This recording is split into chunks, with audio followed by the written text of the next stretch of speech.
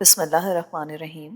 السلام علیکم معزز سامعین کرام، پیش خدمت ہے آپ کی پسندیدہ رائٹر افشاں آفریدی کا مکمل ناول ایک سفر مسلسل ہے۔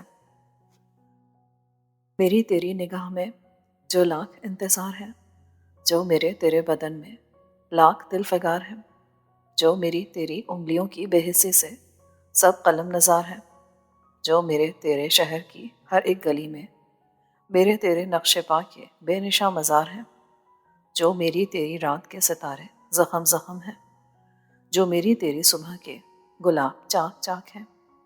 یہ زخم سارے بے دوا، یہ چاک سارے بے رفو، کسی پہ گرد چاند کی، کسی پہ اوس کا لہو۔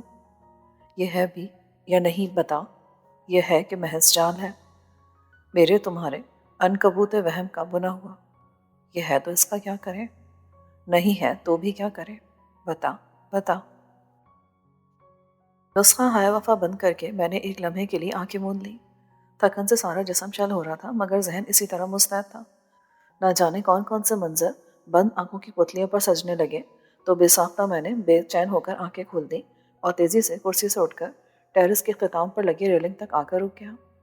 نیچے لان میں موسم کے پھول کھلے تھے، گھاس پر کتابیں پھیلائے بیٹھے نسوانی پیکر کا گلابی آنچل سبزے پر بچھا ہوا تھا۔ میں نے بلا ارادہ گہرا سانس بھر کر اسے دیکھا۔ یہ منظر پچھلے کئی منظروں سے کتنی مشابہت رکھتا تھا۔ مجھے لگا میں نے پہلے بھی یہ کئی بار دیکھا ہے، اور شاید یہ میری نظروں کا ارتکاز تھا کہ اچانک اس نے سر اٹھا کر اوپر دیکھا۔ ایک لمحے کو ہم دونوں کی نظریں چار ہوئیں اور پھر رسوانی پیکر نے سر جھکا لیا۔ میں بھی لحظہ بھر کے لیے خفیف ہو گیا تھا، پھر سر جھٹک کر اسے پکارتے ہوئے میرا لہجہ معمول کی طرح داکمانہ ہو گیا۔ امیمہ؟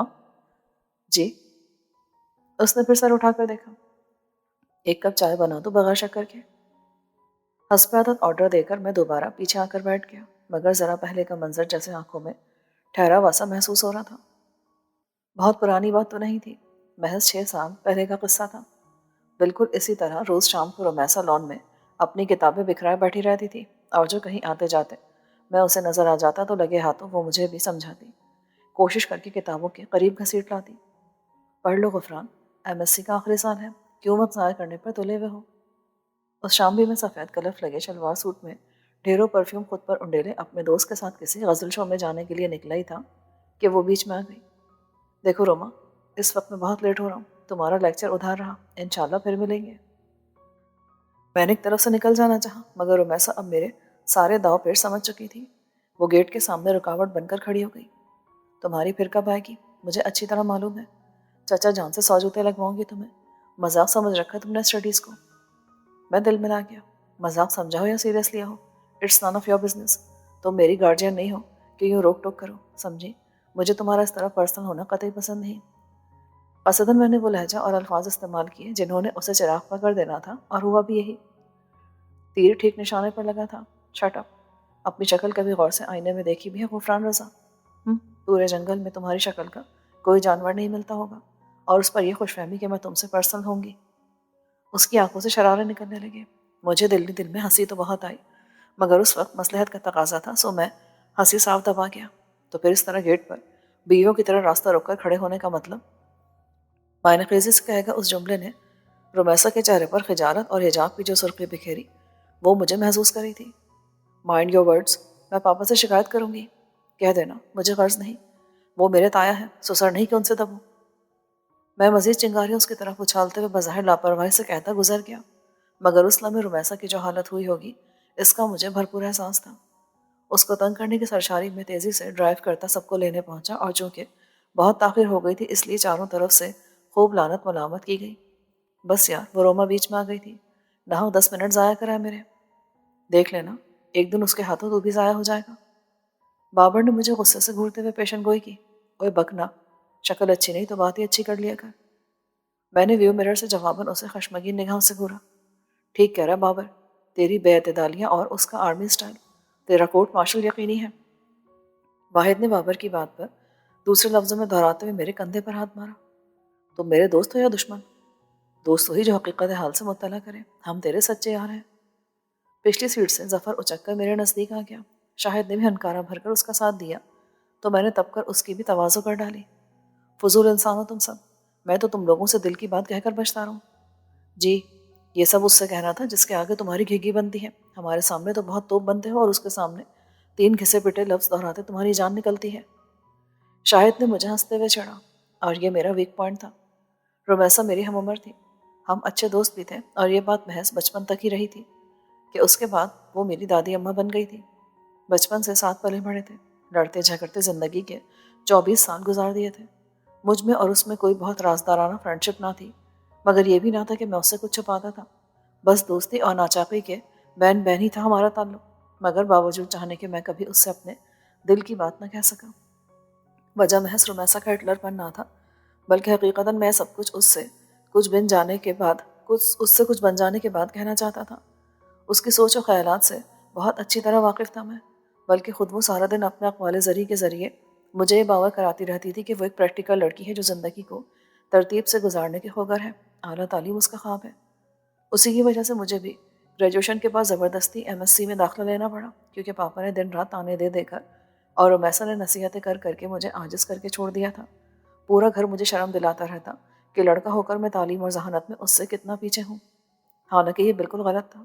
میں نے رومیسا سے پورے 20 مارکس زیادہ لے کر گریجویشن کیا تھا. یہ الگ بات کہ BSc میں نے 3 سال میں کلیئر کیا اور روما نے 2 سال میں. مگر گھر والوں کے خیالات بدلنا میرے ہاتھ میں تھا، نہ روما کو پے در پہ تعلیمی کامیابی حاصل کرنے سے روکنا. کچھ میں بھی مست ملنگ واقع ہوا تھا. مجھے رومیسا جیسا بننے کا کوئی شوق نہ تھا اور نہ میں اس کی کامیابیوں کو اپنے لیے چیلنج گردانتا تھا. اگر وہ کسی فیلڈ میں اپنا نام بنا بھی رہی ہے تو مجھے کیا؟ وہ رومیسا علی ہے اور میں غفران رضا. جب ہماری شخصیتیں ہی مختلف ہیں تو پھر مقابلہ کیسا؟ کیسی برابری؟ یہ میرا فلسفہ تھا اور میں اس سے مطمئن تھا. حالانکہ ایک زمانہ میرا مخالف تھا، لیکن بعد میں اسی فلسفے نے میرے اور روما کے درمیان دیوار کھڑی کر دی. میں اپنے فطری لاوبالی پن کے باعث باوجود کوشش کے اس طرح پڑھنے اور کریئر بنانے کا خواہش مند نہ تھا جس طرح کے روما تھی. ڈاکٹریٹ اس کی منزل تھی جس تک پہنچتے پہنچتے کم از کم میں ڈاکٹر کی کلینک تک تو جا پہنچتا. اور یہی فرق میری زبان تالو سے لگایا ہوا تھا. مگر اسفر اور شاہد وغیرہ میرا یہ مسئلہ سمجھتے ہی نہیں تھے. ان کے خیال میں بزدل اور رومیسا کی چھا جانے والی شخصیت سے مروب تھا. دوسرے خیال سے تو میں بھی متفق تھا، مگر ان کی یہ پہلی سوچ میرے گلے میں اٹکتی تھی. نتیجتاً اکثر اس بات پر میرا ان چاروں سے جھگڑا ہو جاتا تھا. MSc کے فائنل سیمسٹرز میں واقعی جب صرف 1 ماہ رہ گیا تو مجھے سیریس ہونا پڑا. کچھ پاپا اور بڑے بھیا نے جیب خرچ بند کرنے کی دھمکی دے ڈالی، سو مجھے کتابوں پر جمی گرد جھاڑنے کے لیے خود کو قائل کرنا پڑا. لیکن چونکہ میرے پاس لیکچرز اور نوٹس وغیرہ مکمل نہیں تھے، اس لیے لامحالہ رومیسا سے مدد لینا پڑی، جس کا نتیجہ بھی بھگتنا پڑا. تمام وقت وہ مجھے ملامت کرتی رہی، اسی لیے کہتی تھی میں کہ پڑھ لو، اب اتنا سارا سلیبس تم 2 دن میں گھول کر تو نہیں پی سکتے نا. اس نے کاغذات کا پلندہ میرے سامنے رکھتے ہوئے فکر سے کہا تو میں نے بے بس نظروں سے اسے دیکھا. اسے ترس آ گیا. اچھا یوں کرو، پہلے تم تھیوری پڑھ لو، بعد میں پریکٹیکل میں تمہیں سمجھا دوں گی. حسب سابق وہ میری نظروں سے پگھل گئی. اس کی معاونت نے میرا اچھا خاصا بھلا کر دیا اور یوں وہ 2nd ڈویژن اور میں 3rd ڈویژن میں پاس ہو گئے. اف، کس قدر حسین دن تھے وہ. میں خود کو جیسے آزاد محسوس کرا تھا. بڑے بھیا نے مجھے یوں شترے بے مہار بنا گھومتے دیکھا تو پکڑ دھکڑ کر دھڑا دھڑ انٹرویو دینے کی ڈیوٹی پر لگا دیا. لیکن چونکہ مجھے جاب اور بزنس کسی سے بھی دلچسپی نہ تھی، اس لیے میں اکتا گیا. در حقیقت میں تو اسفر وغیرہ کے ساتھ ناردرن ایریاز کی ٹریکنگ پر جانا چاہتا تھا، مگر پاپا ایک پیسہ بھی دینے کو تیار نہ تھے. انہوں نے صاف کہہ دیا تھا، میاں نوکری حاصل کر کے اخراجات کے لیے پیسے جمع کر لو، پھر چلے جانا، ہمیں مطلق اعتراض نہیں ہوگا. ان کی اینک کے عدسوں کے پیچھے سے گھورتی ہوئی آنکھوں نے مجھے رفو چکر ہونے کا سگنل دے دیا تو میں وہاں سے چلا آیا. آخر میں امی اور دائی جان ہی رہ گئی تھی. رومیسا سے امید فضول تھی. پیسوں کے معاملے میں وہ کسی ہندو مہاجن یا یہودی بیوپاری سے کم نہ تھی. رہ گا رضوان بھائی تو وہ بھی بس اس معاملے میں اپنی بہن رومیسا جیسے تھے. مجھے ادھار چکانے کی عادت نہ تھی اور ان دونوں بہن بھائیوں کو معاف کرنے کی. اس دن بھی میں ایک الیکٹرک فارم کا انٹرویو بھگتا کر بھنایا ہوا لوٹا تھا کہ امیمہ چلی آئی. لاؤنج میں اس وقت بہت ٹھنڈک محسوس ہو رہی تھی. پتہ نہیں کیسے میری آنکھیں بند ہونے لگی کہ اس نے مجھے چونکا دیا. غفران چاچو، یہ لیجیے چائے وداؤٹ شوگر. جیتی رہو بھتیجی، سارے گھر میں تم ہی تو میری ہمدرد ہو. میں نے چائے کا مگ لے کر خوشی خوشی کہا، کیسا ہوا آپ کا انٹرویو؟ جواباً ایک ہلکی سی مسکراہٹ لبوں پر سجا کر اس نے سنجیدگی اور فکر مندی سے پوچھا، بس ہو گیا. انٹرویو کے ذکر پر میرا حلق کڑوا ہو گیا. عجیب کھیل بنایا ہوا لوگوں نے بھی، پہلے سے ہی امیدوار سلیکٹ کر لیتے ہیں اور خواہ مخواہ دوسروں کا وقت ضائع کرتے ہیں. سب ٹھیک ہو جائے گا چاچو، ماما کہتی تھی کہ ہمت نہیں ہارنی چاہیے. میں شفقت سے مسکرا دیا، ٹھیک کہتی ہو بھتیجی، مگر کیا کریں کہ ہمت کے لیے انسان کا فریش ہونا بہت ضروری ہوتا ہے، اور میں قطعی فریش نہیں ہوں۔ میرا دھیان اپنے ٹریکنگ والے پروگرام کی طرف ہو گیا تھا۔ تو آپ شاور لے لیں، میں اور چائے بنا لاتی ہوں۔ اس نے چٹکی بجا کر مسئلہ حل کیا۔ ساتھ ہی اٹھ کھڑی ہوئی تو مجھے ہنسی آ گئی۔ میں نے اسے ہاتھ پکڑ کر روکا۔ اتنی سمجھ تو مجھے بھی ہے لڑکی، مگر میں اس ماحول سے اکتا گیا ہوں۔ فریش ہونے کے لیے کچھ دن ٹریکنگ پر جانا چاہتا ہوں۔ اوہ، تو پھر اب کیا کریں گے؟ پچھلے دنوں سے جو مذاکرات گھر میں چل رہے تھے وہ ان سے ناواقف نہ تھی۔ انتظار کہ کہیں سے ہن برسنے لگے۔ میرے لہجے میں طنز تھا۔ امیمہ خاموش سی ہو گئی، پھر قدرے سوچ کر بولی، آپ رومیسا پھپھو سے کہہ کر تو دیکھیں، ہو سکتا ہے وہ پیسے دے دیں آپ کو۔ اس کے لہجے میں خاصی امید تھی۔ میں نے سر ہلایا تو وہ متعجب سی ہو کر مجھے دیکھنے لگی۔ جتنی عمر ہے نا تمہاری، اتنا میرا تجربہ ہے۔ تمہاری پھپھو ایک دمڑی نہیں دینے والی، میں اسے بہت اچھی طرح جانتا ہوں۔ کنجوس یہودی ہے وہ۔ ایسی بات نہیں، روما پھپھو تو بہت اچھی ہے۔ پالا پڑا ہوتا تمہارا تو میں پوچھتا، دینے کو تو وہ دے دے گی، مگر اس کا لیکچر، اف، سخت کوفت ہوتی ہے مجھے اس کے بعد سے۔ اس پر مصیبت ہے کہ حلق میں بانس ڈلوا کر نکلواتی ہے پیسے واپس، اور میرے پاس چند سو کے علاوہ کچھ نہیں ہے۔ میں نے واحد ہمدرد پایا تو دل کھول کر سامنے رکھنے میں دیر نہ لگائی۔ یہ ٹھیک ہے کہ امیمہ میرے لیے کچھ نہیں کر سکتی تھی، مگر یہی بہت تھا کہ اس وقت کوئی میرا درد تو شیئر کر رہا تھا، اور امیمہ سے اچھا سامنے ملنا فی الحال مشکل تھا۔ میری بات سن کر وہ خاموش ہو گئی۔ میں نے اسے بغور دیکھا۔ اس میں روما کی بہت جھلک آتی تھی۔ آخر کو وہ اس کی سگی بھتیجی رضوان بھائی کی بیٹی تھی۔ بھابھی 5 سال پہلے جب وہ محض 7 سال کی تھی تو ڈیلیوری کیس میں انتقال کر گئی تھی۔ اس کے بعد سے اسے تیمہ نہیں پالا تھا، کیونکہ رضوان بھائی پھر دوسری شادی کے لیے راضی نہ ہوئے۔ امیمہ مجھ سے 12 سال چھوٹی تھی، مگر آج احساس ہوا کہ وہ کتنی بدل گئی تھی۔ اس کا قد نکل آیا تھا، بال لمبے ہو گئے تھے۔ نشست و برخاست تو خیر ہمیشہ سے بھابھی کی طرح پروقار تھا اس کا، مگر شلوار قمیص پر بڑا سا دوپٹہ اسے خاصا جاذب نظر بنا رہا تھا۔ لمبی سے کھینچی ہوئی سیدھی مانگ والے سلکی والوں کی چٹیاں۔ وہ روما سے کافی مشابہت رکھتی تھی، بس اس کے چہرے پر نوخیزی اور کم سنی کی معصومیت اور سادگی کچھ زیادہ تھی، جو اس وقت میری پریشانی کے باعث تفکر اور تشویش میں تبدیل ہو گئی تھی۔ مجھے اس کے تاثرات پہ ہنسی آنے لگی۔ ہلکی سی چپت اس کے سر پر لگا کر میں نے اسے چونکا دیا۔ کیا سوچنے لگی؟ چاچو، آپ میری ساری سیونگ لے لیں، میرا منی باکس لے لیں۔ سلی گڑ، چلو کچھ کرتے ہیں، مگر تمہارے منی باکس سے میرا کام نہیں چل سکتا۔ میں زور سے ہنس دیا اور اسے ساتھ لیے ڈائننگ روم کی طرف بڑھ گیا۔ پھر ہوا یوں کہ میں کئی روز موقع کی تلاش میں رہا، اور جب اس دن گھر واپسی پر مجھے پتہ چلا کہ رومیسا اپنی خالہ کے گھر گئی ہوئی ہے، امی اور تائیمہ کو کنونس کرنے جا پہنچا، اور چونکہ رومیسا میری مخالفت کے لیے وہاں موجود نہ تھی، لہٰذا مجھے ٹریکنگ کے لیے دونوں نے تھوڑی ردوگت کے بعد 7,000 روپے دے دیے۔ اس کے بعد میں نے لگے ہاتھوں بڑے بھیا سے بھی کچھ پیسے ایٹ لیے، کچھ تایا ابو نے دے دیے۔ اسی ہفتے میرا برتھ ڈے بھی تھا، لہٰذا جو ہی آپا اور بجیا نے مجھ سے کیا گفٹ لوگے کا روایتی سوال کیا، میں نے صاف کہہ دیا مجھے ٹریکنگ پر جانا اس لیے کیش لوں گا۔ اور یوں پاپا کی مدد کے بغیر ہی میں نے اپنا بجٹ ارینج کر لیا۔ انہیں پتہ چلا تو خاصے گرم ہوئے، مگر بھیا اور امی نے انہیں کول ڈاؤن کر ہی لیا، وہ بھی اس وعدے پر کہ واپسی پر وہ جہاں کہیں گے میں جاب کر لوں گا، یا پھر ایم فل میں ایڈمیشن لینے کے لیے راضی ہو جاؤں گا۔ میں نے فی الحال کسی بحث میں پڑھنے کا ارادہ ترک کیا اور جانے کی تیاریوں میں لگ گیا۔ اصفر اور بابر بھی میری ہی طرح پکڑ تھے، لہٰذا بمشکل ہی ان کا بھی انتظام ہو سکا، تاہم واحد اور شاہد تو پہلے سے ہی تیار بیٹھے تھے۔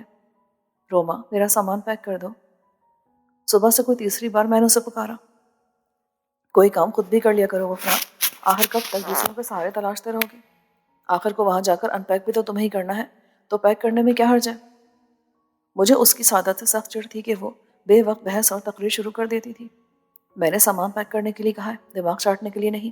یوں بھی ضروری نہیں کہ ہر کام تمہارے فلسفے کے تحت ہی کیا جائے۔ مجھے تو ترس آتا ہے اس بندے پر جسے تمہارے ساتھ لائف گزارنا ہوگی، تم تو تل تل کر اسے مار ڈالو گی، خاص کر تمہاری تقریر تو اسے وقت سے پہلے ہی بوڑھا کر دیں گی۔ کارڈیگن کا گولا بنا کر میں نے اس پر پھینکا تو اس وقت وہ سخت جھنجھلاہٹ کا شکار ہو رہی تھی۔ مجھے امی سے کہنا اچھا نہ لگا تو رومیسا سے کہہ دیا تھا ہیلپ کے لیے، اور اب سخت پچھتا رہا تھا۔ رومیسا نے کارڈیگن کھینچ کر مجھے تنبیہی نظروں سے گھورا۔ فکر مت کرو، تم سے مدد مانگنے نہیں آؤں گی، مگر مجھے مدد کے لیے 10 لوگوں کو بلانا پڑے گا۔ میرا جواب پھر بڑا بے ساختہ تھا۔ وہ سن کر جیسے چونکی۔ میں نے چور نظروں سے اسے دیکھا۔ بظاہر میں کپڑے طے کر رہا تھا، مگر نگاہیں اس پر فوکس تھی۔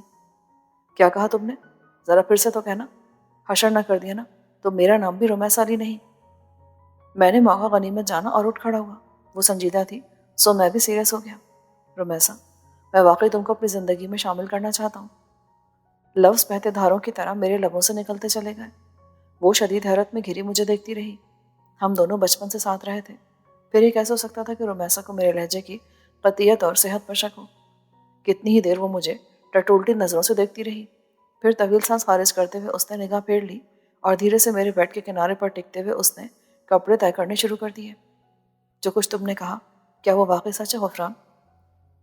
उसने कदरे तौक़ुफ़ से पूछा। क्यों, तुम्हें क्या शक है इसमें? नहीं, मगर हैरत है कि तुमने मेरे मुतालिक ऐसे किस तरह सोच लिया। रोमैसा हमेशा की तरह मेरी आंखों में आंखें डालकर बोल रही थी। जुमला ऐसा था कि मैं लाजवाब हो गया। क्या तुम्हें नहीं लगता कि तुमने किसी गलत लड़की का इंतखाब किया है? जज्बों के मामले में लोगों का इंतखाब नहीं किया जाता रोमी। हमारा दिल जिसे पाने की आरजू करे वो शख्स तो मुंतखब होता है दिल से। प्लीज़ गफरान, ये सब किताबी बातें हैं जिनका हकीकत से दूर का भी वास्ता नहीं है, और हकीकत यह है कि मैंने कभी इस अंदाज में तुम्हारे लिए सोचा ही नहीं, बल्कि इस लिहाज से तो मैंने आज तक किसी के लिए भी नहीं सोचा। हो सकता है कुछ अरसे बाद मुझे ऐसा महसूस हो कि मैं तुम्हारे साथ पूरी लाइफ गुजार सकती हूँ, मगर यूँ भी मुमकिन है कि ऐसा ना हो, मुझे कोई और मिल जाए। तो गोया मैं से तुम्हारा इनकार समझूं? ये मैंने कब कहा? तो क्या इकरार? मैंने ये भी नहीं कहा। गफरान, प्लीज़ मुझे कुछ टाइम दो। शायद मेरे चेहरे पर फैलती मायूसी ने रोमैसा का दिल मेरे हक में पिघला दिया था। मैं जैसे अंदर ही अंदर जी उठा। यही बहुत था कि उसने मुझे रद्द नहीं किया था। वो जिस हाँ की मुंतज़र थी वो मेरे दिल में कई बार गूंज चुकी थी।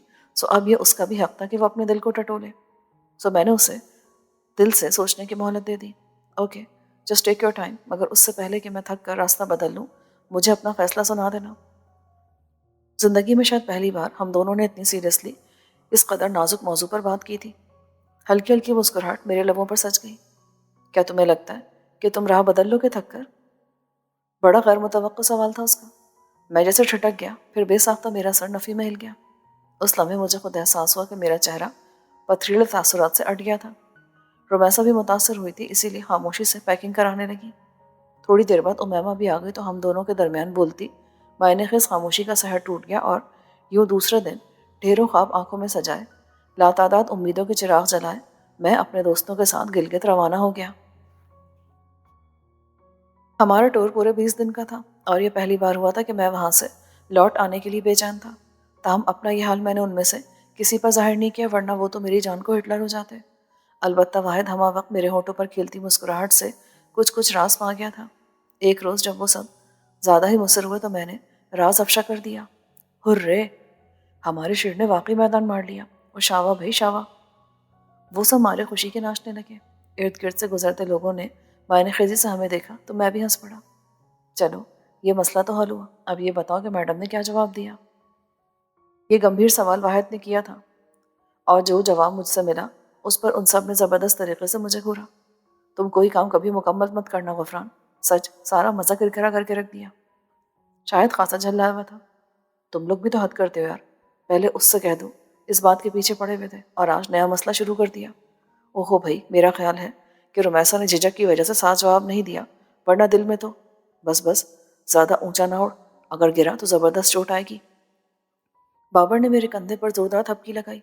बको मत, जो मैं कह सकता था वो तो कह रहा था ना, वो कह दिया। अब वो जवाब फौरन ना दे तो उसमें मेरा क्या कसूर है? वैसे यार, तूने भी उसी शेरनी के पिंजरे में हाथ डालना था। शेर जो ठहरा। मैंने गर्दन अकड़ाई। हाँ, मगर सर्कस का। बाबर ने बरमला कहा तो सबके सब बेसाख्ता कहकहा लगाने लगे। वापसी में फिर बहुत ज़्यादा वक्त नहीं लगा। 20 दिन कोई बहुत ज़्यादा तो नहीं होते, मगर हालात और किस्मत बदलने के लिए 20 सेकंड भी बहुत होते हैं। मैं वापस आया तो पता चला कि बड़े भैया की 2 साल पुरानी मंगनी को बिलाकर शादी में तब्दील करने का प्रोग्राम तरतीब दे लिया गया है। बात खुशी की थी, लिहाजा मैं सीधा भैया से बगलगीर हो गया था। फिर जितना उन्हें छेड़ा वो अलग कहानी, मगर उसके बाद ही जो खबर सुनने को मिली उसने मुझे साकित कर दिया। रोमैसा की बात उसके हालाजाद कज़न गजनफर से तय कर दी गई थी। व्हाट? ये आप क्या कह रही अम्मी? हैरत से मैं कितनी देर तक बोल ही ना सका, और जब बोला तो अपने लहजे की शिकस्तगी मुझ पर वाज़ेह थी। बस बेटा, इसे ही किस्मत कहते हैं। तुम्हारे जाने के ठीक 3 दिन के बाद रोमैसा की हाल आई थी। घर का देखा वाला लड़का है, कंप्यूटर इंजीनियर है, फिर कनाडा में रहाइश। माशाल्लाह, शक्ल सूरत का भी अच्छा है। ऐतराज़ की कोई गुंजाइश ही ना थी। मैं तो तुम्हारे लिए रोमैसा को मांगने का सोच रही थी, मगर तुम्हारे पापा ने कहा क्या मुँह लेकर रिश्ता मांगेंगे, تمہاری تو نہ جاب ہے نہ کریئر۔ کرتے کا بٹن لگاتے ہوئے وہ جھکے سر کے ساتھ روانی سے بتا رہی تھی۔ رومیسا؟ میں اب تک رومیسا سے نہیں ملا تھا، اس لیے بے چینی سے پوچھا۔ اس کے اقرار کے بعد ہی تو طے کیا ہے سب کچھ۔ بہت خوش ہے وہ، شاید غضن پر اور اس میں پہلے سے کچھ انڈرسٹینڈنگ تھی۔ امی نے دانتوں تلے دھاگا دبا کر توڑتے ہوئے اپنے خیال کا اظہار کیا تو میں گویا چٹک کے رہ گیا۔ تو رومیسا نے اس روز مجھ سے جھوٹ بولا تھا؟ وہ ہمیشہ سے غضنور کو چاہتی چلی آئی تھی، اسے محض مہلت کی ضرورت تھی۔ شاید اسے خوف تھا کہ کہیں گھر والے میرے لیے کوئی سافٹ کارنر نہ ڈیولپ کر لیں، سو اس نے میرے منظر سے غائب ہونے کا انتظار کیا اور موقع ملتے ہی او گاڈ! میرا سر اس انکشاف سے پھٹا جا رہا تھا۔ یہ پہلی ناکامی نہیں تھی میری زندگی میں۔ رومیسا سے تو میں ہمیشہ ہارتا چلا آیا تھا، مگر اس بار تو جیسے میں اپنے آپ سے ہار گیا تھا۔ بہت کچھ ٹوٹ گیا تھا میرے اندر۔ تمہارے تایا تو چاہتے ہیں کہ عفان کے ساتھ ساتھ رومیسا کی بھی شادی کر دیں، بلکہ وہ تو عفان کے ولیمے والے دن رومیسا کی رخصتی رکھنے کا سوچ رہے ہیں۔ ہمیں کیا اعتراض ہو سکتا ہے؟ لڑکیاں جتنی جلدی اپنے گھروں کی ہو جائیں اچھا ہوتا ہے۔ میرے کان سائے سائے کر رہے تھے۔ کوئی چیز ہمیں کتنی عزیز ہے اس کا اندازہ اس کے چھن جانے پر ہی ہوتا ہے۔ میں بھی جیسا آج دل کو اجڑتے محسوس کر رہا تھا، ایسا میں نے کبھی محسوس نہیں کیا تھا۔ وہ دن بہت بھاری تھا میرے لیے۔ میں قصداً تھکان کا بہانہ بنا کر سوتا بنا پڑا رہا۔ امی نے بتایا بھی کہ رومیسا اور امیمہ نے کئی چکر لگائے ہیں، مگر میں نے اہمیت نہ دی اور رات کو کھانا کھائے بغیر جلدی کمرے میں بند ہو گیا۔ اور پھر اس رات صحیح معنوں میں رت جگی کی تعریف سمجھ میں آئی۔ میرا دل کس طرح رک رک کر دھڑکتا ہے، کس طرح اذیت محسوس ہوتی ہے۔ بہت کچھ جانا تھا میں نے ان لمحوں میں۔ جو جو رات بھیگتی گئی ویسے ویسے میرا دل بھی ڈوبتا چلا گیا۔ نتیجتاً دوسری صبح میں سخت کسل مندی محسوس کر رہا تھا۔ آنکھ کھلنے کے باوجود میں 1 ڈیڑھ گھنٹہ بستر پہ لیٹا رہا۔ شاید خود کو یقین دلانے میں مجھے کچھ وقت لگنا تھا کہ یہ سب کچھ ہو چکا ہے۔ رومیسا نے صبح پھر 3 چکر اوپر کے لگائے تھے۔ امی نے 12 بجے کے بعد اندر جھانکا تو مجھے دونوں ہاتھوں کا تکیہ بنائے چھت کو گھورتا پا کر اندر چلی آئیں تو میں اٹھ بیٹھا۔ اٹھ جاؤ بیٹا، ناشتہ کر لو۔ رومیسا 3 بار آ چکی ہے تمہیں بلانے۔ کیوں؟ میں نے زہر خند لہجے میں پوچھا۔ امی کا دھیان چونکہ میری طرف نہیں تھا، اس لیے اطمینان سے بولی، ارے اس کی زندگی کی اتنی بڑی خوشی ہے، کیا تم سے شیئر نہیں کرے گی؟ آخر کو تم ہی تو اس کے واحد دوست ہو گھر میں۔ تمہاری واپسی کی بھی سب سے زیادہ منتظر وہی تھی۔ مجھے شکست خوردہ دیکھنے کی تو وہ ہمیشہ سے عادی ہے، اب مجھے ٹوٹا ہوا دیکھنا چاہتی ہوگی۔ بیزاری سے میں نے سر جھٹکتے ہوئے واش روم کا رخ کیا۔ یہ میں نے دل ہی دل میں سوچا تھا۔ ناشتے کی ٹیبل پر وہ میری منتظر تھی۔ میں قصداً نہا کے فریش ہونے کے بعد باہر نکلا اور اس دوران اس کا سامنا کرنے کے لیے خود کو تیار کر چکا تھا۔ ہیلو غفران، کیسے ہو؟ بڑا جھجکا ہوا لہجہ تھا اس کا۔ میں نے سر اٹھا کر دیکھا اور مسکرا دیا۔ ہمیشہ کی طرح ونڈرفل۔ تو اس پر جام لگاتے ہوئے میں نے گہری نظر اس پر ڈالی تو اس نے نگاہ چرا لی۔ میرے اندر دھواں سا بڑھنے لگا۔ اور تم سناؤ، تم کتنی خوش ہو؟ کینیڈا جانے میں اب کتنے دن باقی ہیں؟ کوشش کر کے میں نے اپنا لہجہ نارمل بنا لیا۔ کپ اٹھاتے ہوئے سرسری لہجے میں کہا تو وہ چونک کر مجھے دیکھنے لگی۔ شاید اسے اتنی جلدی مجھ سے اس سوال کی توقع نہیں تھی۔ تمہیں کیسے پتا چلا؟ وہ ہکلاتے ہوئے بولی، کیسے نہیں، یہ پوچھو کب پتا چلا؟ میرے جملے پر وہ کٹ سی گئی۔ کاغان سے فون کیا تھا میں نے امی کو، تب بتایا تھا انہوں نے، اسی لیے میں تمہارے اور غفران کے لیے خاص گفٹ بھی لایا ہوں۔ صفائی سے جھوٹ بولتے ہوئے میں نے اپنی مردانہ انا کا بھرم رکھا تھا۔ بظاہر تو میں نظر جھکائے سلائس پر جیم لگا رہا تھا، مگر در حقیقت رومیسا کی بے یقین نظریں خود پر گڑی محسوس کر رہا تھا۔ کیا ہوا؟ تم نے پوچھا نہیں کہ میں کیا لائی ہوں تمہارے لیے؟ میں نے ہلکے سے طنز کے ساتھ پوچھا تو وہ متذبذب سے ہو کر ادھر ادھر دیکھنے لگی۔ جب ہی میں نے یکدم اس کا بازو کھینچ کر اسے اپنی طرف موڑا، وہ اس کے لیے تیار نہ تھی، گرتے گرتے بچی۔ تم نے ٹھیک کہا تھا رومیسا، آج ہم نے واقعی کل کے فیصلے کو رد کر دیا ہے۔ دنیا واقعی بہت بڑی ہے اور اب مجھے بھی ایسا محسوس ہونے لگا ہے کہ میں نے غلط لڑکی کا انتخاب کیا تھا۔ دنیا جہاں کی نفرت، تلخی اور ترشی اس لمحے میرے لہجے میں آ سمائی تھی۔ رومیسا کی کشادہ آنکھیں حیرت سے کھلی رہ گئی۔ میں نے جھٹکے سے اسے چھوڑا اور لمبے لمبے ڈگ بھرتا کمرہ چھوڑ گیا، مگر بہت آگے جانے کے باوجود میرے جذبے میرا ساتھ نہ چھوڑ سکے۔ شروع دنوں میں مجھے خود سے بہت لڑنا پڑا، مگر دھیرے دھیرے خود کو بالکل نارمل بنا لیا۔ تاہم اب بھی میں باوجود کوشش کے رومیسا سے بات نہ کر پاتا تھا۔ وہ بولنا چاہتی بھی تو کڑوے پن سے جواب دے کر رخ موڑ لیتا۔ رومیسا شروع میں اس صورتحال سے کافی پریشان رہی، پھر اس نے بھی جیسے تھک ہار کر اپنی راہ الگ کر لی۔ گھر میں ڈبل شادیوں نے ٹھیک ٹھاک مصروفیات کھڑی کر دی تھی۔ پاپا میرے ایم فل کا ایڈمیشن اور جاب کا قصہ بھولے فی الحال مجھے شادی کی تیاریوں میں ادھر ادھر دوڑاتے رہتے تھے، اور چونکہ میرا دل گھر میں نہیں لگتا تھا سو باہر کے چکر لگاتا رہتا۔ دوستوں سے ملنے کی خواہش بھی نہ رہی، کیونکہ میں جانتا تھا کہ وہ لوگ رومیسا کے متعلق ضرور پوچھیں گے، اور بقول شاعر کیسے کہہ دوں کہ مجھے چھوڑ دیا ہے اس نے۔ بات تو سچ ہے، مگر بات ہے رسوائی کی، کہ مصداق میں بھی کنی کا ترائے پھیرا تھا۔ مگر کب تک؟ بھیا کی شادی پر وہ لوگ آئے تو انہیں سب پتہ چل گیا، مگر یہاں انہوں نے میرا بڑا بھرم رکھا، خاموشی سے ولیمہ اٹینڈ کر کے چلے گئے۔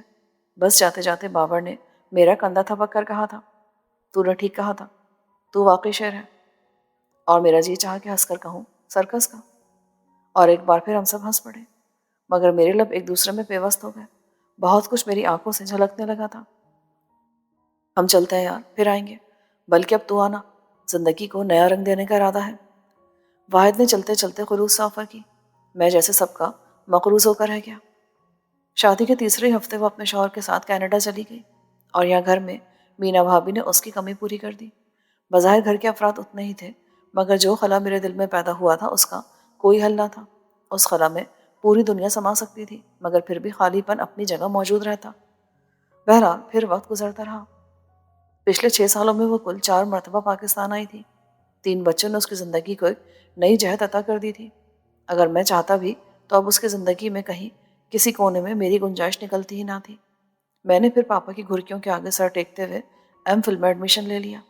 وقت کسی طور گزرنے لگا کہ بہرحال اسے تو گزرنا ہی تھا، اور آج جب رومیسا کو پاکستان سے گئے پورے 6 سال گزر چکے ہیں، میں آج بھی اس کے گفٹ کیے ہوئے نسخہ ہائے وفا کو پڑھتے ہوئے اسے یاد کرنے لگا ہوں۔ نہ جانے کیوں بعض لوگ ہمارے دل سے کئی حیثیتیں بدل کر بھی نہیں جاتے۔ پہلے دوستی، پھر محبت، پھر نفرت، اور پھر بے انتہا نفرت کے بعد اب جب کہ میرے دل میں رومیسا کے لیے کوئی بغض نہیں، وہ آج بھی میری یادوں کا ایک بڑا حصہ اپنے نام ریزرو کیے بیٹھی ہے۔ کبھی کبھی ایسا ہوتا ہے کہ کوئی ہمارا کچھ بھی نہیں رہتا، پھر بھی اسے اپنے دل و دماغ سے مکمل طور پر نکالنے میں ہم ناکام رہتے ہیں۔ مجھے اعتراف ہے کہ مجھے اب رومیسا سے کوئی شکایت نہیں۔ 6 سال کے اس طویل عرصے نے میرے جذبوں کی راکھ میں دبی آخری چنگاری تک بجھا دی تھی۔ رومیسا میرا نصیب نہیں تھی، اسے مجھ سے ملنا ہی نہ تھا۔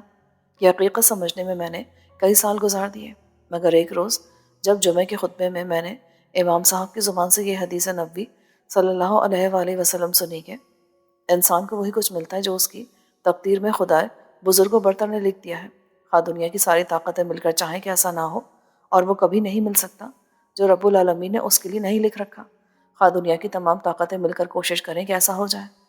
بس اس روز سے میرے دل کی عدالت نے رومیسا کو ہر الزام سے بری کر دیا تھا، مگر اب جو رومیسا میری یادوں میں بسی ہے وہ رومیسا ہے جسے میں نے چاہا تھا۔ اس کا وجود میری نگاہوں سے اوجھل ہو چکا ہے، مگر اس کی ذات اور اس کی ذات سے جڑی یادیں میری ہیں، میرا اثاثہ ہے، اور یہ سچ ہے کہ مجھے اس اثاثے سے محبت ہے۔ چائے؟ امیمہ کی آواز مجھے یکدم ماضی کی بھول بھلیوں سے کھینچ لائی۔ میں نے کرسی کی پشت سے ٹکا سر اٹھا کر کلائی پر بندھی گھڑی دیکھی۔ محض 15 منٹ ہی گزرے تھے اور میں پچھلے 6 سالوں کا سفر طے کر آیا تھا۔ تھینکس۔ میں نے کب اس کے ہاتھ سے لیا تو وہ چپ چاپ سامنے والی کرسی پر ٹک گئی۔ آج پھر بہت ٹینس ہیں آپ؟ تم سے کس نے کہا؟ مجھے کسی کے کہنے کی ضرورت نہیں ہے، ادراک اور احساس تو میں بھی رکھتی ہوں۔ جواباً وہ آہستگی سے بولی۔ میں نے بغور اسے دیکھا۔ اس میں اور رومیسا میں صرف صورت شکل کی حد تک شباہت تھی، ورنہ دونوں ایک دوسرے سے بے حد مختلف ہیں۔ رومیسا تیز آواز میں بلند لہجے میں بات کرنے کی عادی تھی، جبکہ امیمہ بہت دھیمے سروں میں بولتی تھی۔ رومیسا نے کبھی نظر جھکا کر مجھے مخاطب نہیں کیا، جبکہ امیمہ کبھی بھی مجھ سے نظر نہیں ملاتی تھی۔ رومیسا میری ہم عمر تھی اور یہ مجھ سے 12 سال چھوٹی تھی۔ بہت فرق ہے دونوں میں۔ پچھلے کئی دنوں سے میں نے بارہا محسوس کیا، امیمہ غیر معمولی حد تک میری مزاج شناسہ ہو گئی ہے۔ نہ جانے کیوں مجھے اس لڑکی سے خوف آنے لگا تھا۔ تبھی اس وقت بھی میں نے نفی میں سرے لایا، ایسی کوئی بات نہیں، تمہیں مغالطہ ہوا ہے۔ خردرے لہجے میں کہہ کر میں نے کپ صورت سے خالی کیا اور میز پر رکھ کر اندر کی طرف بڑھ گیا۔ تاہم اپنے عقب پر 2 نظروں کے ارتکاز کی تپش مجھے اندر آنے تک محسوس ہوتی رہی تھی۔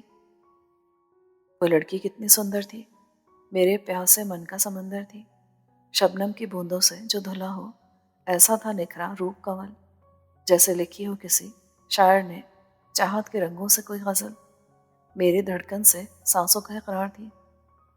سی ڈی پلیئر پر گونجتی شہزاد رائے کی آواز مجھے اپنی جانب کچھ اس طرح متوجہ کر گئی کہ مجھے احساس ہی نہ ہوا اور امیمہ کارڈلس اٹھائے وہیں چلی آئی، جسے میری طرف بڑھا کر اس نے مجھے متوجہ کیا۔ رومی پھپھو کا فون ہے کینیڈا سے۔ سوالیہ نظروں کا جواب ترنت آیا تھا۔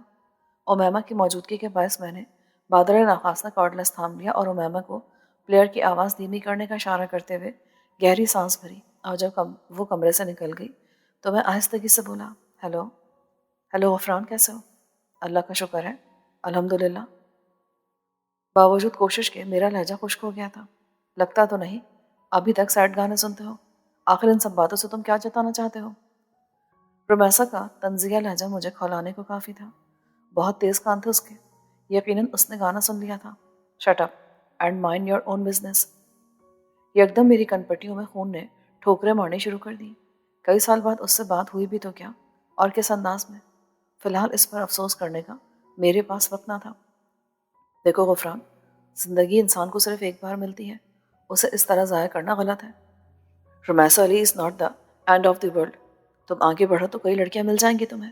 امی سے چاچی جان نے کہا تھا کہ میں تمہیں سمجھاؤں، اس لیے کہہ رہی ہوں۔ دیکھو پلیز، اس طرح تم اپنے اور گھر والوں کے ساتھ اچھا نہیں کرے ہو۔ میں فی الحال پڑھ رہا ہوں، ڈاکٹریٹ کرنا آسان نہیں، اس لیے شادی وادی کے بارے میں سوچنے کے لیے میرے پاس ٹائم نہیں ہے۔ رہ کے رومیسا علی کی بات تو تم نے ٹھیک کہا، رومیسا پر آ کر دنیا ختم نہیں ہو جاتی، مگر بات یہ ہے رومیسا غضنفر کہ میں زندگی میں ایک انتخاب غلط کر چکا ہوں، اس لیے اس بار بہت محتاط ہو گیا ہوں۔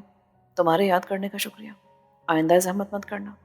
زندگی کیسے گزارنی ہے پتہ ہے مجھے، اور پلیز کسی غلط فہمی کو دل میں جگہ مت دو۔ تم نے کہا تھا نا کہ ہر وقت کے لیے ایک کام اور ہر کام کے لیے ایک وقت مقرر ہوتا ہے، تو میں اس وقت کا انتظار کروں۔ آئندہ تائی اماں تم سے میرے متعلق کچھ کہیں تو کہہ دینا کہ میرے اور تمہارے درمیان اب کچھ بھی نہیں ہے۔ خدا حافظ۔ انتہائی غصے اور روکے پن سے کہہ کر میں نے کارڈلیس دور پھینک دیا۔ اپنے اہانت آمیز لہجے اور منتقمانہ انداز کی بدصورتی کا مجھے پوری طرح احساس تھا، مگر اس وقت میں اپنے قابو میں نہ تھا۔ امیمہ غالباً دوسرے کمرے میں امی سے باتیں کر رہی تھی۔ جس وقت واپس پلٹی میں ٹیرس پر جا کھڑا ہوا تھا۔ رومیسا کے جملے مجھے بری طرح جھلسا رہے تھے۔ اس کا پرغرور لہجہ اس بات کا غماز تھا کہ وہ مجھے اب تک ایک ایسا مفتوحہ علاقہ سمجھتی ہے جس پر اس کے نام کا جھنڈا نصب ہو۔ بظاہر وہ مجھ سے ہمدردی جتا رہی تھی، مگر اس کا انداز اس کے لاشعور میں چھپی سرخوشی کی تشریح کرا تھا۔ میں نے اپنا دل ٹٹولا تو دور تک خلا سا محسوس ہوا۔ رومیسا کے حوالے سے دل میں جنم لینے والا ہر جذبہ اب راکھ ہو چکا تھا۔ ضروری نہیں ہر شخص محبت میں مجنوں بن جائے۔ مجھے حیرت بھی ہو رہی تھی کہ امی نے مجھ سے بات کرنے کی بجائے آخر رومیسا کو کیوں وسیلہ بنایا۔ یہ سچ ہے کہ پچھلے کئی سالوں سے میں نے شادی کے متعلق سوچنا چھوڑ دیا تھا، مگر یہ بھی نہ تھا کہ میں نے رومیسا کے نام پر جوک لینے کا فیصلہ کر رکھا تھا۔ ایم فل کا امتحان پاس کر کے میں نے پاپا کی ہدایت پر پی ایچ ڈی کرنے کا فیصلہ کر لیا تھا، اور اب ڈاکٹریٹ کرنے میں محض چند ماہ ہی رہ گئے تھے۔ آگے کیا کرنا ہے یہ ایک طرح سے میں نے پاپا پر ہی چھوڑ رکھا تھا۔ مگر آج رومیسا نے جیسے مجھے للکارا تھا، مرد خواہ کتنا ہی لاپرواہ کیوں نہ ہو، جب اس کی مردانہ انا پر چوٹ پڑتی تو اس کا سارا ضبط اور تحمل انگارے کے آگے ریشم کا تار ثابت ہوتا ہے۔ مجھے بھی اس وقت رہ رہ کر تاؤ آ رہا تھا۔ ایک طرح سے پچھتاوا محسوس ہو رہا تھا کہ میں نے اس نہج پر پہلے کیوں نہ سوچا۔ اگر سوچ لیا ہوتا تو شاید اپنی شریک حیات کو بھی چن لیا ہوتا۔ ٹیرس پر چلنے والی ٹھنڈی ہوا بھی میرے تپتے ہوئے خیالات کی حدت کو کم نہ کر سکی۔ کافی دیر تک میں وہیں کھڑا رہا، اور جب پلٹا تو ٹیرس پر پڑی کہ ان کی کرسی پر امی کو بیٹھا دیکھ کر ان کے پاس چلا آیا۔ کیا ہوا؟ یوں خاموش کیوں بیٹھی ہے؟ مجھے آواز دے لی ہوتی۔ بس یوں ہی، مجھے لگا تم کسی گہری سوچ میں گم تھے۔ امی دھیرے دھیرے موضوع کی طرف آ رہی تھی۔ میں نے ہلکے سے مسکراتے ہوئے ان کا ہاتھ پکڑ کر لبوں سے لگا لیا۔ میری کوئی بھی سوچ آپ کی بات سے زیادہ اہم نہیں، آپ کہیے کیا کہنا چاہ رہی ہیں؟ میرے پچھلے 6 سال کے اکھڑ رویے نے گھر والوں کو مجھ سے خاصا دور کر دیا تھا۔ پتہ نہیں کیسے میں اتنا بدل گیا کہ امی پاپا تک اب مجھ سے بات کرتے ہوئے جھجکتے تھے۔ شاید میں نے خود کو سب سے لا تعلق کر کے ان کے اور اپنے درمیان خلیج پیدا کر لی ہے۔ رومیسا سے بات ہوئی تمہاری؟ میں نے بمشکل ناگواری کو چہرے پر چھلکنے سے روکا، مگر پھر بھی میرا لہجہ اکھڑ گیا تھا۔ جی، میرا خیال ہے جو بات اس نے کی ہم ڈائریکٹ بھی کر سکتے تھے۔ مجھ سے بات کرنے کے لیے آپ کو دوسروں کے سہارے کی ضرورت کب سے پڑنے لگی امی؟ یہ بات نہیں ہے بیٹا، میں نے سوچا تم دونوں دوست رہے ہو، ممکن ہے اسے دل کی بات بہتر طور پر بتا سکو۔ یوں بھی رومیسا نہیں بتایا تھا کہ کبھی تم کسی لڑکی میں۔ امی کا ادھورا جملہ مجھے دوبارہ آگ کی لپٹوں میں کھینچ لے گیا۔ رومیسا، رومیسا کیا ہو تم؟ میں تلملا کے رہ گیا۔ اگر وہ میرے سامنے ہوتی تو نہ جانے کیا کر بیٹھتا۔ مگر اس وقت خود پر قابو پانے کے لیے مجھے خاموش ہونا پڑا۔ میرے یک دم اس طرح چپ ہو جانے پر امی نے ٹٹولتی نظروں سے مجھے دیکھا۔ اسی لیے میں نے اس سے کہا تھا کہ اب تمہارے اندیہ معلوم کرے، ویسے بھی کئی دنوں سے تم بہت الگ الگ رہنے لگے ہو۔ ایسی کوئی بات نہیں ہے امی، میں آپ سب کے ساتھ ہی ہوں، الگ ہوں نہ بیزار، بس ذرا اسٹڈیز کی طرف سنجیدگی سے توجہ دے رہا تھا۔ رہ گیا شادی کا مسئلہ تو اس سلسلے میں آپ اور پاپا جو کریں گے مجھے قبول ہے۔ میری زندگی میں کوئی تھا، اب نہیں ہے، اور نہ اس کے ہونے کا مجھے قطعی افسوس اور دکھ بھی نہیں ہے۔ میں نے کہا تو ان کے ہونٹوں پر کھلی کھلی مسکراہٹ کھیلنے لگی۔ افسوس اور دکھ ہونا بھی نہیں چاہیے، اللہ تعالیٰ کے ہر کام میں مصلحت ہوتی ہے، اس کی رضا میں راضی رہنے والا شخص ہی صحیح معنوں میں خوشی محسوس کر سکتا ہے۔ جوڑے آسمانوں پر بنتے ہیں، دیکھنا تمہاری دلہن لاکھوں میں ایک ہوگی۔ انہیں خوش دیکھ کر میرے اندر سلگتے الاؤ پہ چیٹے سی پڑنے لگی۔ تو پھر چلاؤں بات؟ اب کہ انہوں نے ہلکی سی شوخی کے ساتھ دوستانہ لہجے میں پوچھا تو میں کھل کر ہنس پڑا۔ بسد شوق، مگر کیا؟ وہ کچھ فکر مندی سے بولی تو میں نے جھجکتے ہوئے کہا، آپ لوگ امیمہ کے لیے بھی لڑکا تلاش کریں، میرا خیال ہے وہ بھی اب بڑی ہو گئی ہے۔ میرا لہجہ بے حد سنجیدہ تھا، مگر امی ہنس پڑی۔ ارے لڑکے، باولے ہو گئے ہو کیا؟ امیمہ کی بھی عمر ہی کیا ہے، محض 18 سال، اور ابھی تو اس نے انٹر بھی نہیں کیا۔ رضوان میاں اس کی اتنی جلدی شادی کرنے والے نہیں ہیں۔ تمہاری تائی نے ایک دو جگہ بات چلائی تھی، مگر رضوان میاں نہیں مان رہے۔ انہوں نے بتایا تو میں کچھ سوچتے ہوئے بولا، آپ رضوان بھائی کی بات مجھ پر چھوڑیں، انہیں میں سمجھا لوں گا۔ انفیکٹ ایک اسٹوڈنٹ ہے میرا، بہت اچھا، نیک اور ذہین، بہت ترقی کرے گا، امیمہ کے لیے بہت اچھا رہے گا وہ۔ آپ تائی اماں سے کہیے گا میں رضوان بھائی سے بات کر لوں گا۔ اچھا، کہہ دوں گی میں، مگر تمہیں یہ ہتھیلی پر سرسوں جمانے کی کیا سوجی ہے؟ امی نے ذرا تشویش سے پوچھا تو میں اٹکا، مگر سنبھل گیا۔ کہا تو ہے لڑکا بہت اچھا ہے، اس کی امی آج کل اس کے لیے لڑکیاں دیکھ رہی ہیں، امیمہ سے بہت اچھا جوڑ بنے گا اس کا۔ بس یوں سمجھے میں امیمہ کا مستقبل محفوظ دیکھنا چاہتا ہوں، آخر کچھ اچھا ہوں اس کا، اس کے لیے نہیں سوچوں گا تو کس کی فکر ہوگی مجھے۔ امی مطمئن سی ہو گئی۔ ٹھیک ہے، ایک دو دن میں بات کرتی ہوں، تم بھی لڑکے کی والدہ سے رابطہ کرو۔ انہوں نے اٹھتے ہوئے کہا تو میں نے بھی اس بات میں سر ہلا دیا، مگر جو ہی ٹیرس کے دروازے پر اسنیکس اور چائے کی ٹرالی کے لیے کھڑی امیمہ پر نگاہ پڑی، میں چونک سا گیا۔ اس کی آنکھوں میں بے حد شکوے تیرتے نظر آ رہے تھے۔ اس کی ایک نظر ہی اتنی گھائل تھی کہ میں محسوس کیے بغیر نہ رہ سکا۔ یقیناً وہ بہت دیر سے وہاں کھڑی تھی، ہماری ساری گفتگو سنی تھی اس نے۔ لو بھائی، چائے بھی آ گئی اور امیمہ بھی، ماشاءاللہ بڑی لمبی عمر ہے۔ امی نے اس کو سر پر ہاتھ پھیر کر کہا تو میں نے نظر چرا لی۔ چلو یہیں چائے پی لیتے ہیں، تم بھی بیٹھ جاؤ امیمہ۔ امی نے اسے اپنے پاس ہی بٹھا لیا۔ وہ سر جھکائے چائے بنا رہی تھی، مگر اس کے ہاتھوں کی لرزش بہت کچھ بتا رہی تھی۔ اس پر غضب امی نے اس سے بھی کہہ دیا، ابھی ہم تمہارے ذکر کر رہے تھے، غفران کا خیال ہے اب تمہاری بھی شادی کر دی جائے، خود تو 30 سال کی عمر میں جا کر راضی ہوئے ہیں، اب قاضی جی بنے پورے شہر کے اندیشوں میں دبلے ہو رہے ہیں۔ میرے ہاں کہنے پر امی بہت مسرور ہو گئی تھی، ہنس کر بولی، اوہ۔ امی کے جملے پر اس کے ہاتھ سے دودھ چھلک گیا۔ دیکھ کر بیٹا، اچھا تم رہنے دو، میں بنا دیتی ہوں۔ اس کا ہاتھ یقیناً جل گیا تھا۔ ہونٹ کاٹتے ہوئے اس نے ضبط کیا، مگر 2 آنسو پھسل پڑے تھے۔ کیا بہت جل گیا ہے؟ میں نے بے ساختہ فکر سے پوچھا۔ جواباً اس نے جن نظروں سے دیکھا وہ میرے اندر گہرائی تک جا اتری تھی۔ میں کوئی بچہ نہیں تھا کہ اس کی آنکھوں کی زبان نہ سمجھتا۔ وہ مجھ سے 12 سال چھوٹی تھی، مگر عمر کے جس دور سے وہ گزر رہی تھی وہ ایسے ہی لا حاصل تمنائیں جنم لینے کا دور ہوتا ہے، اور اس دور کی یہ اذیت بھری کہانی مجھ پر بیت چکی تھی۔ میں اس کی تکلیف سمجھ سکتا تھا، مگر اس کا مطلب یہ نہیں تھا کہ میں اس کی خواہش پوری کرنے کے لیے چپ چاپ اس کے سنگ چل دیتا۔ آج میرا خدشہ صحیح ثابت ہوا تھا۔ لاشعور میں چھپا وہ خوف جو میں امیمہ کے اپنی جانب اٹھتے ہوئے ہر قدم پر محسوس کرتا تھا، وہ مجسم ہو کر سامنے آ کھڑا ہوا تھا۔ میرے کمرے سے برنول لے لو، اور ہاں، امی کے ساتھ اپنی چچی کی تلاش شروع کر دو۔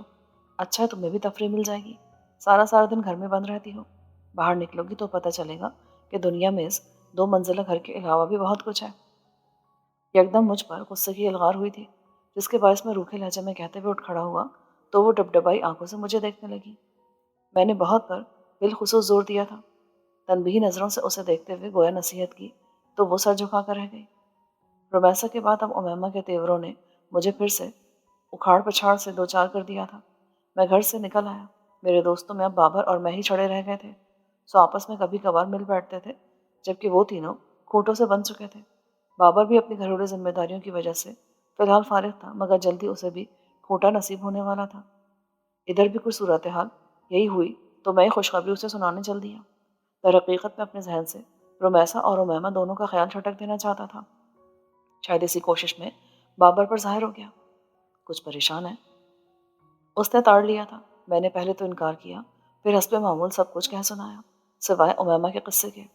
اوہ، تو اب تو انتقاماً شادی کر رہا ہے؟ بکومت، امی پاپا کی خواہش ہے اور میں دل سے راضی ہوں اس کے لیے۔ وہ ہنس کر مجھے شاباش دینے لگا۔ چل یار، تو بھی تابے دار ہو گیا۔ ویسے رومیسا کا تیری زندگی سے جانا ایک طرح سے اچھا ہی رہا، ضد میں صحیح، کچھ بن تو گیا، اور اب آگے بھی انشاءاللہ اچھا ہی ہوگا۔ میں بظاہر ہنس کر رہ گیا، تاہم اس کا جملہ میرے دل میں ترازو ہو گیا تھا۔ رات کے اس وقت شاید 1:30 بجا تھا۔ پتہ نہیں کس احساس نے مجھے بیدار کر دیا۔ آنکھ کھلنے پر کتنی ہی دیر اندھیرے میں دم سادے لیٹا رہا۔ پتہ نہیں کیوں بے چینی سے ہو رہی تھی، اور جب کافی دیر تک دوبارہ نیند نہ آ سکی تو میں ٹیرس پر نکل آیا۔ رات کی بھیگی ہوا بڑی خنک سی لگ رہی تھی۔ ریلنگ تک پہنچ کر نیچے کی طرف بے ساختہ نظر پڑی تو میں ششدر رہ گیا۔ آخر سردیوں کی وہ ٹھیک ٹھاک سرد رات تھی، مگر امیمہ بغیر کسی گرم کپڑے کے شبنم سے نم ہوتی گھاس پر گھٹنوں میں سر دیے بیٹھی تھی، اور جس طرح اس کا پورا جسم لرز رہا تھا اس سے پتہ چلتا تھا کہ وہ رو رہی ہے۔ بات ہی ایسی تھی کہ مجھے نیچے آنا پڑا۔ امیمہ۔ لاؤنج کا دروازہ کھول کر باہر نکلا تو سردی کے احساس نے بے ساختہ ہاتھوں کو رگڑنے پر مجبور کر دیا۔ میری آواز پر اس نے صورت سے سر گھٹنوں سے اٹھایا تھا۔ پورا چہرہ آنسوں سے تربتر اور سردی کی شدت سے سفید ہو رہا تھا۔ شام کو سمد کے گھر والے اسے دیکھنے آئے تھے۔ اب تک وہی شیفون کا سوٹ وہ پہنے ہوئے تھی۔ میں لپک کر اس کی طرف بڑھا۔ یہ کیا بے وقوفی ہے؟ مرنے کی صلاح ہے، اٹھو فوراً۔ گرجتا ہوا میں اس کے سر پہ جا کھڑا ہوا۔ اس نے شکستگی سے مجھے دیکھا، مگر ٹس سے مس نہ ہوئی۔ میں نے جھک کر اس کا ہاتھ پکڑتے ہوئے اسے اٹھانے کی کوشش کی۔ وہ بالکل برف ہو رہی تھی۔ What's this naan sense? سنا نہیں تم نے؟ میرا لہجہ یکدم آنچ دینے لگا تو وہ اٹھ کھڑی ہوئی، مگر بے اختیار روئے بھی جا رہی تھی۔ گرم شال اپنے کندھوں سے اتار کر میں نے اس کے کندھوں پر پھیلائی۔ اندر چلو، میں نے تحکم سے کہا، مگر وہ نفی میں سرے لا گئی۔ نہیں، اندر نہیں جاؤں گی۔ جھٹکے سے اس نے ہاتھ چھڑا لیا۔ دماغ تو درست ہے تمہارا، چلتی ہوئی لگاؤں ایک؟ مجھے حقیقتاً غصہ آ گیا تھا۔ چھوٹی سی لڑکی میرے سامنے ہٹ دھرمی دکھا رہی تھی۔ آپ بھلے کچھ بھی کر لیں، نہیں سنوں گی آپ کی ایک بات بھی، اور نہ ہی شادی کروں گی کسی سے۔ امیمہ، میں نے غصے سے کہا، ٹھیک کہہ رہی ہوں میں۔ ہچکیاں لیتے ہوئے وہ بے بسی سے بولی، اندر چلو، نہیں تو بیمار پڑ جاؤ گی۔ میں نے یکدم سرد لہجے میں کہا، تو ہو جاؤں، زیادہ سے زیادہ کیا ہوگا؟ مر جاؤں گی تو اچھا ہی ہے نا۔ اپنی مرضی کی زندگی نہ جی سکے تو بہتر ہے انسان مر ہی جائے، روز روز کی موت سے بہتر ہوگا۔ وہ بے خوفی سے کہہ رہی تھی۔ میں نے آج سے پہلے اس کا ایسا رخ کبھی نہیں دیکھا تھا۔ ہنسنا رونا تو دور کی بات، وہ بولتی بھی کبھی کبھاری تھی، مگر آج جس طرح وہ بکھر کر منتشر ہو کر تیز لہجے میں کہتی جا رہی تھی، اس نے مجھے مبہوت کر دیا تھا۔ میں نے یک لخت آگے بڑھ کر اسے بازو سے پکڑا اور اس کے آنسوؤں اور احتجاج کی پرواہ نہ کرتے ہوئے تقریباً کھینچتا ہوا اندر لایا اور لا کر اسے ڈرائنگ روم میں صوفے پر دھکیل دیا۔ پاگل ہو گئی ہو تم؟ جو کچھ کہہ رہی ہو اس کا ذرا بھی احساس ہے تمہیں؟ بے شرمی کی حد ہے، اپنے بڑوں سے اس لہجے میں بات کی جاتی ہے، اور وہ بھی ایسی بات۔ میری آنکھوں سے نہیں، لبوں سے بھی شرارے نکل رہے تھے۔ تو پھر کس سے کہوں میں؟ دادی جان سے یا پاپا سے؟ کون سنے گا میری؟ کون؟ آج ماما ہوتی تو میں دیکھتی، کوئی کیسے مجھے میری مرضی کے خلاف۔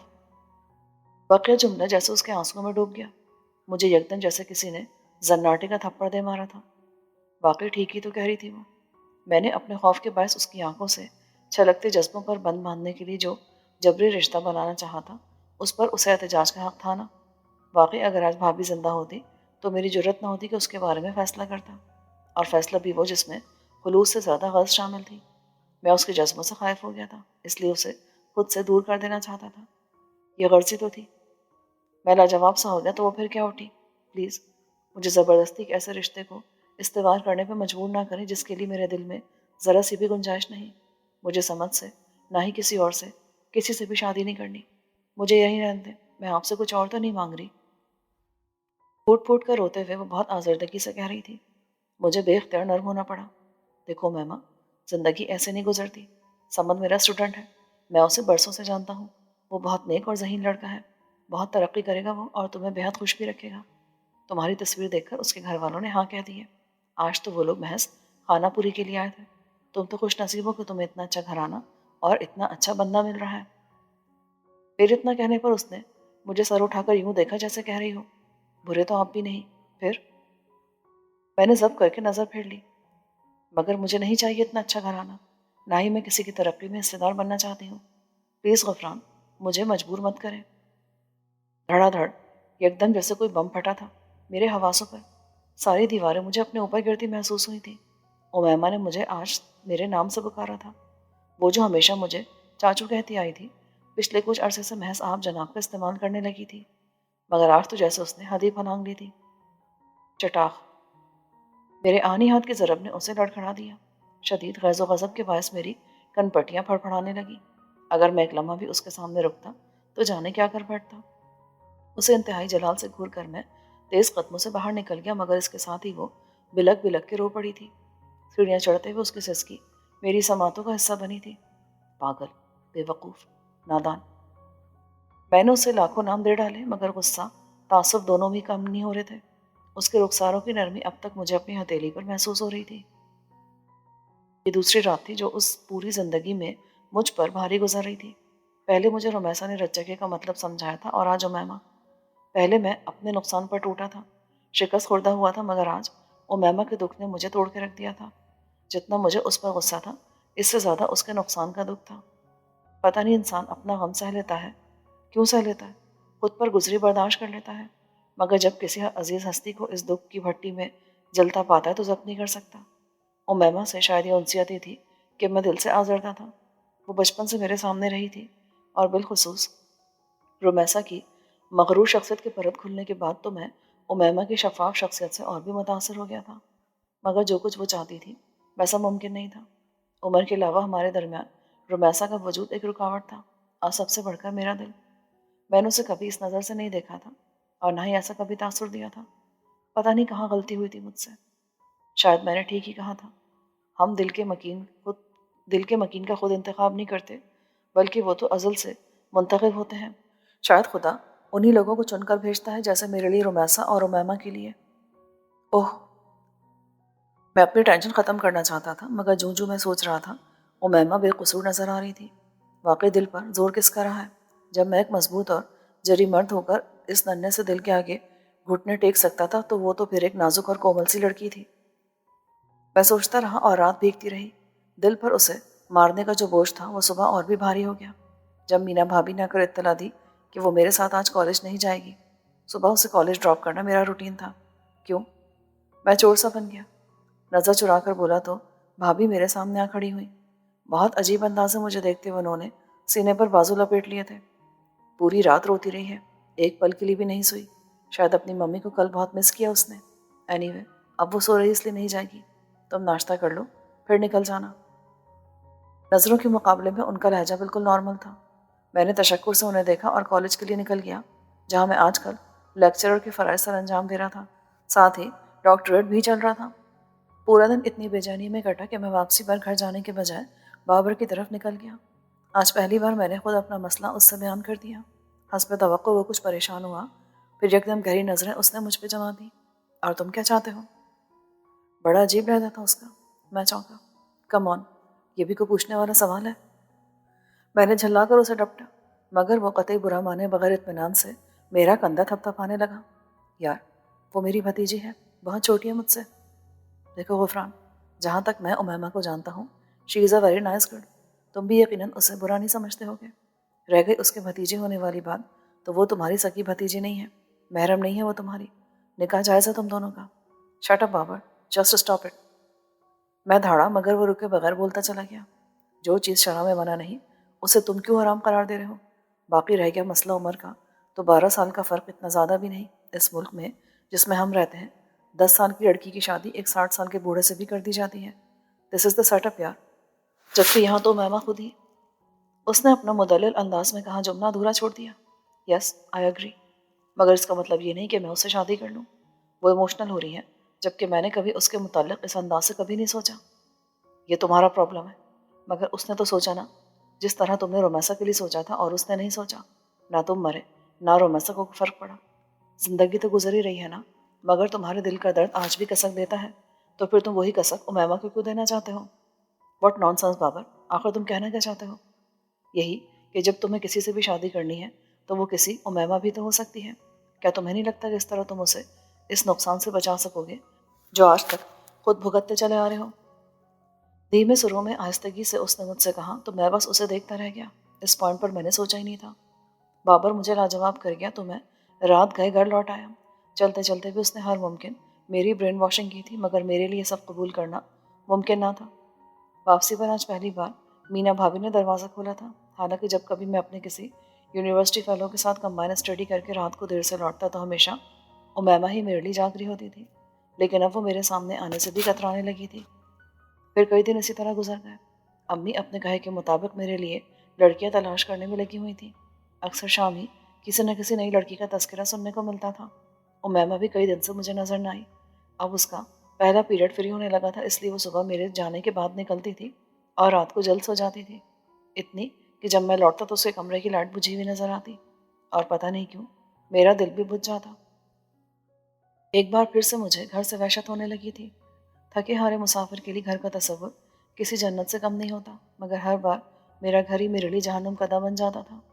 उस शाम भी मैं खासी देर से लौटा था। भाभी चाय लिए मेरे कमरे में आई तो अंधेरा किए पड़ा था मैं। क्या हुआ, इतना अंधेरा क्यों कर रखा है? तबीयत तो ठीक है ना वफरान? अब चाय की जिम्मेदारी उनके सर खुद ब खुद आ गई थी। शायद उमैमा ने उन्हें बहाने से इस काम के लिए तैयार कर लिया था। वो मग लिए मेरे पास चली आई तो मुझे उठना ही पड़ा। बिल्कुल ठीक हूँ, बस ज़रा थकान थी इसलिए यूं ही लेट गया था। मैंने ममनूनियत से उन्हें देखते हुए मग उनके हाथ से ले लिया। वो खासी खुश नज़र आ रही थी। जोश से बोली, फिक्र ना करो, ऐसी ज़बरदस्त न्यूज़ है मेरे पास कि तुम्हारी सारी थकान दूर हो जाएगी। मैं उन्हें सवालिया नज़रों से देखने लगा। मुबारक हो देवर जी, आपके लिए लड़की पसंद कर ली है घर वालों ने। बस बल्कि यूं समझो कि बात ही पक्की कर दी है। ये झटका खासा अचानक था। मैं एक लम्हे के लिए चुप सा हो गया, फिर खुद को संभाल कर मुस्कुरा दिया। आपको भी मुबारक हो भाभी। नाम नहीं पूछोगे? आप लोगों ने पसंद की है तो अच्छी होगी, मुझे क्या मतलब नाम से। मुझे कोई फिक्र नहीं इस तरफ से। कफ के बटन खोलते हुए मैंने खुद को मुतमईन जाहिर किया था, वरना दर हकीकत मुझे इस खबर ने धचका पहुंचाया था। पता नहीं क्यों इतना भरोसा है। वो हैरत और मुसरत के मिले जुले अंदाज में पूछ रही थी। ऑफ कोर्स, तभी तो ये जिम्मेदारी आप लोगों पर डाली थी। गलत भी नहीं किया था। मुझे यकीन है लड़की तुम्हें भी पसंद आएगी। उसकी तस्वीर और बायोडाटा सब लाकर दूंगी तुम्हें, मगर फ़िलहाल तुम्हारे लिए काम है। उमैमा की खाला के यहाँ मंगनी का फंक्शन है, प्लीज़ उसे वहाँ ड्रॉप कराओ। चलो जल्दी करो, 8:30 तो यहीं बज रहे हैं। उन्होंने 8 बजे का टाइम दिया था। चलो फटाफट नीचे आओ। वो मज़े से बताते बताते इमरजेंसी नाफिस कर गई तो मैं चाहने के बावजूद इनकार ना कर सका, क्योंकि मेरा इनकार सुनने के लिए वो रुकी नहीं थी। जिस वक्त मैं नीचे आया उमैमा तायम्मा से बहस में उलझी हुई थी। प्लीज़ दादी जान, मैं ये सब नहीं पहनूंगी, बहुत ओवर लग रहा है मुझे। मुकेश के काम वाले डीप ब्लू कुर्ते दुपट्टे के साथ कमखाब का चूड़ीदार पजामा था। सिल्वर मुकेश की मुनासबत से तायम्मा ने उसे छोटी छोटी चांदी की झुमकियाँ पहना दी थी, मगर वो उन्हें उतारने पर जिद करी थी। कोई ज़रूरत नहीं, इतने अरसे बाद अपनी ननिहाल जा रही हो, सब क्या सोचेंगे। तुम्हारी दादी तुम्हारा इतना सा भी ख्याल नहीं रखती। तायम्मा ने ढेरों चूड़ियाँ तेज़ी से उसकी सिरडोल कलाई में पहनाते हुए कहा तो मैं चुपचाप एक तरफ आन बैठा। आज कई दिन बाद वो नजर आई थी। मुझे देखकर उसने गैर महसूस अंदाज में रुख मोड़ लिया था। भाभी के मेकअप और ज़ेबाइश के बायस वो एकदम बेहद प्यारी लग रही थी। आज पता नहीं क्यों वो मुझे हमेशा से बहुत मुख्तलिफ महसूस हुई थी। मैंने भी नज़र चुरा ली। ये लो लिफाफा, इसमें तस्वीर और बायोडाटा सब मौजूद है। मुझे मालूम था तुम बहुत एक्साइटेड हो रहे होगे, इसीलिए ले आई। रास्ते में देख लेना। चलते चलते भाभी ने तेज़ी से पास आकर लिफाफा मुझे थमा दिया। मैं फीकेपन से मुस्कुराया। थैंक्स भाभी। थैंक्स तो तस्वीर देखकर कहना, मुझे यकीन है तुम्हें बेहद खुशी होगी। वो कुछ ज़्यादा ही शौकी पर आमादा थी। मैंने ड्राइविंग सीट संभालते हुए हत्तुल इम्कान खुद को नॉर्मल रखा। ज़रा देर बाद वो भी झिझकती हुई चली आई तो मैंने दूसरी तरफ का दरवाज़ा खोल दिया। मैंने देखा उमैमा बहुत बुझी बुझी सी नजर आ रही थी। उसका सिंगार मुज़म्मिल हुस्न को और भी महमेज कर रहा था। चले जी। हमारे पास कहने के लिए कुछ नहीं था, इसलिए रास्ता बहुत खामोशी से कट रहा था। सिग्नल पर हम रुके तो मैंने गहरी सांस भरकर लिफाफा उठा लिया जो चलते हुए भाभी ने मुझे थमाया था। शायद लाशऊरी तौर पर मैं उमैमा की तरफ से ध्यान हटा लेना चाहता था। कार में अंधेरा था। वो तस्वीर मुझे एक लम्हे को रोमांसा की लगी। दिल की धड़कन एकदम बेहद तेज हो गई थी। मैंने हाथ तेजी से बाहर निकालकर स्ट्रीट लाइट में देखा तो चकरा सा गया। वो तस्वीर उमैमा की ही थी। बेसाख्ता पलट कर मैंने उमैमा पर नजर डाली। वो होठ काटते हुए बाहर देख रही थी, मगर दर हकीकत वो वहाँ मौजूद थी ही नहीं। लिफाफे में कुछ और भी था।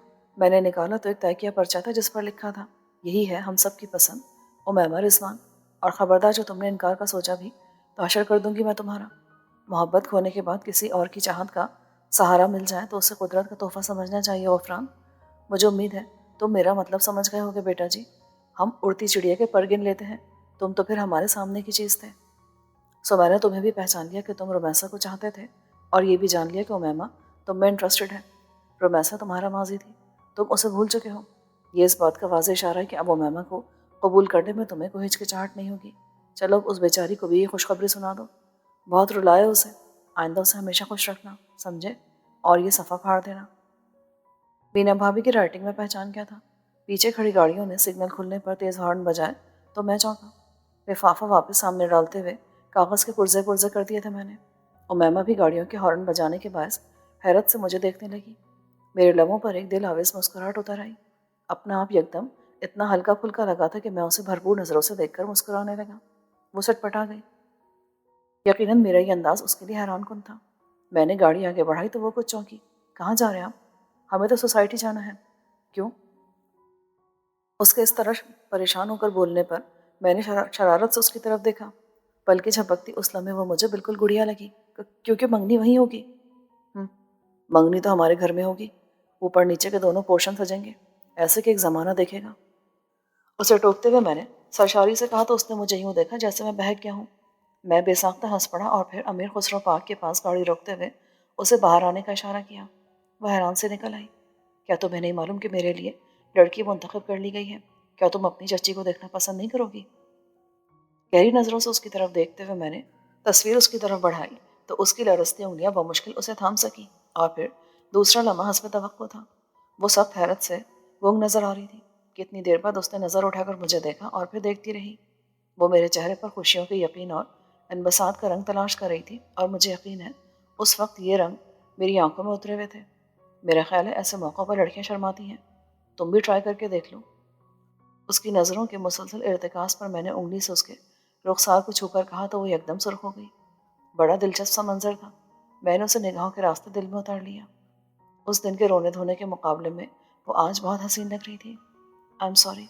उस रोज़ जो कुछ हुआ, मैं उसके लिए माजरत खा हूँ। वो बेख्तियार आंसू छलका गई। अरे अरे! मैंने बिला इरादा उसके दोनों हाथ थाम लिए। इस बिन बादल बरसात का मतलब? वो इसी तरह आंसू बहाती रही। उस रोज़ के लिए मैं खुद आपसे सॉरी कहना चाहती थी। दरअसल मामा की डेथ के बाद पता नहीं कब मैंने आपको अपना सबसे अच्छा दोस्त मान लिया। दिली दिल में आपसे इतनी बातें करती थी कि उस दिन आपके सामने भी मुंह से वो कुछ निकल गया जिसका मैं तस्वुर भी नहीं कर सकती थी। वो हकीकतन सख्त पशेमान नजर आ रही थी। मेरा जी चाहा कि उसके सारे आंसू अपनी पलकों से चुन लूं, मगर खुद को रोक लिया। It's all right. तुम शायद ठीक ही थी। वक्त पर दिल की बात कह देने से इंसान अजीम नुकसान से बच जाता है, वरना महज पछतावे नसीब बनते हैं। चलो घर चलते हैं। घर वाले हमें साथ आता देखकर यकीनन नज़र उतारेंगे, क्योंकि मुझे यकीन है कि हम दोनों एक दूसरे के साथ बहुत जच रहे हैं। उसके पहलू में खड़े होते हुए मैंने शौकी से कहा तो वो लब काटने लगी। क्या आप वाकई खुश हैं? गाड़ी में बैठते हुए उसने पूछा, तुम्हारा दिल क्या कहता है? यही कि उसने शर्मा कर सर झुका लिया। तो फिर दिल का कहा मान लो कि इसकी गवाही सबसे सच्ची गवाही होती है। और अब चलो। मैंने गाड़ी स्टार्ट करते हुए कहा तो उसकी सवालिया नज़रें मुझ पर जम गई। तुम्हारी खाला की तरफ जाएंगे ताकि मैं भी मुतवक्को ससुराल में मुतारिफ हो जाऊँ। क्या ख्याल है? आज क्या कहकर तारुफ कराओगी? उसकी तरफ कदरे झुक कर मैंने शरारती लहजे में पूछा तो उसके चेहरे पर धनक रंग उतरने लगे। मैंने सरशार होकर कार को सोसाइटी के रास्ते पर डाल दिया। अब एक नया रास्ता मेरा मुंतज़िर था, जिस पर चलने के लिए मैं दिल से राजी था।